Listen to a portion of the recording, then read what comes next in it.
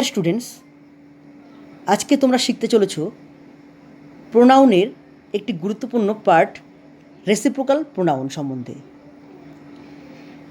অর্থাৎ পারস্পরিক সম্পর্কযুক্ত প্রোনাউন। রেসিপ্রোকাল প্রোনাউন ডিনোটস করে mutual understanding or mutual relation. ঠিক আছে, ভিডিওটি তোমরা না কেটে সম্পূর্ণ দেখো এবং খাতায় নোট ডাউন করো, কারণ এটি তোমাদের অনেক কাজে লাগতে পারে। এবার দেখো ইচ আদার, তারপর হচ্ছে ওয়ান অ্যানাদার, এরা হলো রেসিপ্রোকাল প্রোনাউন্সের উদাহরণ। এরাই বাক্যের মধ্যে সম্পর্ক তৈরি করে। এবার দেখো রেসিপ্রোকাল প্রোনাউন কাকে বলে। অ্যান্সারটা হলো যে প্রোনাউন দুই বা ততোধিক ব্যক্তির মধ্যে পরস্পরকে বোঝায় তাকে রেসিপ্রোকাল প্রোনাউন বলে। ঠিক আছে, দুই বা ততোধিক মানে দুইয়ের বেশি হতে পারে, শুধু দুইজন নয়, ব্যক্তির মধ্যে পরস্পরকে বোঝায় মানে সম্পর্ক বোঝাবে বা রিলেশন বোঝাবে, সেগুলোকে আমরা বলবো রেসিপ্রোকাল প্রোনাউন। এবার নিচের উদাহরণগুলি লক্ষ্য করো, তাহলে সমস্ত ব্যাপার ক্লিয়ার হয়ে যাবে কিভাবে ইচ আদার এবং কিভাবে ওয়ান অ্যানাদার ব্যবহার হচ্ছে। প্রথমে দেখো the two sisters love each other, দুইজন বোন একে অপরকে ভালোবাসে। তাহলে দুজনের মধ্যে একটা রিলেশন, মিউচুয়াল আন্ডারস্ট্যান্ডিং বোঝাচ্ছে, সেজন্য এগুলোকে বলা হচ্ছে রেসিপ্রোকাল প্রোনাউন্স।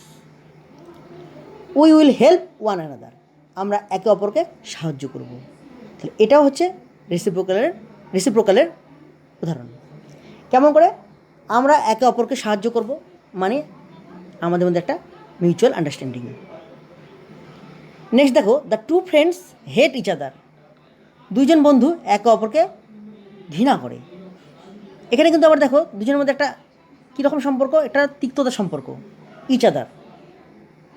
নেক্সট দেখো দে অ্যালিস্ট ওয়ান আনাদার, তারা একে অপরকে অ্যালিস্ট করে মানে অভিযুক্ত করে। ঠিক আছে, এই রকম দুজনের মধ্যে বা অনেকের মধ্যে একটা সম্পর্ক, বা সেটা তিক্ততা হতে পারে আবার ভালোবাসার সম্পর্ক হতে পারে, এগুলো বোঝাবে। সেই জন্য এগুলোর নাম রেসিপ্রোকাল প্রোনাউন্স। আমরা যে উদাহরণগুলো দেখলাম সেখানে যে আন্ডারলাইন ওয়ার্ডসগুলো, সেগুলো কিন্তু প্রত্যেকটাই রেসিপ্রোকাল প্রোনাউন। এই রেসিপ্রোকাল প্রোনাউনগুলো কী নির্দেশ করছে আমি একবার বলেছি, আবার বলছি। কী নির্দেশ করছে? মিউচুয়াল আন্ডারস্ট্যান্ডিং, পারস্পরিক বোঝাপড়া। আর নির্দেশ করছে কি? মিউচুয়াল রিলেশন, মানে পারস্পরিক সম্পর্ক। ঠিক আছে, নেক্সট। এবার তোমাদের যে বিষয়টি লক্ষ্য করতে হবে, অর্থাৎ লক্ষণীয় বিষয়, যে কখন ইচ আদার আমরা বসাবো, কখন আমরা ওয়ান অ্যানাদার বসাবো। ভালো করে দেখো, যদি দুইজনের মধ্যে সম্পর্ক বোঝায় তাহলে সেখানে আমরা বসাবো ইচ আদার। আর যদি দুজনের বেশি অর্থাৎ তিন বা ততোধিক হতে পারে, ধরো 4 জন, 5 জন, 6 জন, 7 জন, সেক্ষেত্রে কিন্তু ওয়ান অ্যানাদার বসবে। তোমরা উদাহরণগুলো দেখলেই বুঝতে পারবে, যেখানে লেখা ছিল দে অ্যালিস্ট ওয়ান অ্যানাদার, তারা একে অপরকে অভিযুক্ত করেছিল। দে মানে তারা, অনেক, সেখানে কিন্তু ওয়ান অ্যানাদার বসেছে।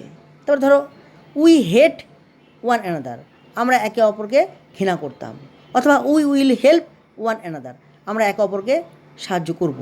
এই যে ওয়ান অ্যানাদার কথাগুলো সবসময় কিন্তু অনেকজন বোঝাতে ব্যবহৃত হচ্ছে, দুইজন কিন্তু নয়। কিন্তু দুজন মানে ইচ আদারের ক্ষেত্রে কী হবে? The two brothers, the two sisters help each other.